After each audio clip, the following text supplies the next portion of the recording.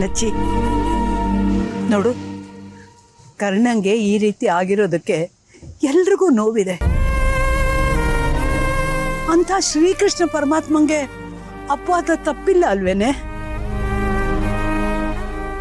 ಶಮಂತಕಮಣಿ ಕದ್ದಿದ್ದು ಅವನೇ ಅಂತ ಎಲ್ರೂ ಅವನಿಗೆ ಕಳ್ಳನ್ ಪಟ್ಟ ಕೊಟ್ರಲ್ಲ. ತಂದೇನು ತಪ್ಪಿಲ್ಲ ಅಂತ ಆ ಕೃಷ್ಣ ಪರಮಾತ್ಮ ಜಗತ್ತಿಗೆ ತೋರಿಸಿದ್ನಲ್ವಾ? ಹಾಗೆ ನಮ್ ಕರ್ಣನು ತಾನು ನಿರಪರಾಧಿ ಅನ್ನೋದನ್ನ ತೋರಿಸ್ತಾನೆ. ಓ, ಹೋಗಿ ಹೋಗಿ ಆ ಕೃಷ್ಣ ಪರಮಾತ್ಮಗೆ ಈ ಕರ್ಣನ ಹೋಲಿಸ್ತಾ ಇದ್ದಾರೆ. ಈ ಮುದುಕಿದಲೆ ಹಾಳಾಗಿರ್ಬೇಕು.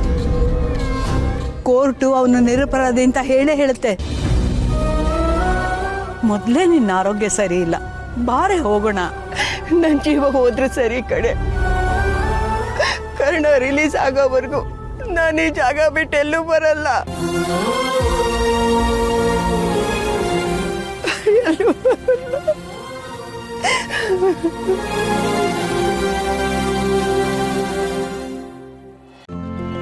ಇಂದೇ ಡೌನ್ಲೋಡ್ ಮಾಡಿ ಮತ್ತು ನಿಮ್ಮ ನೆಚ್ಚಿನ ಶೋಗಳನ್ನು ಆನಂದಿಸಿ.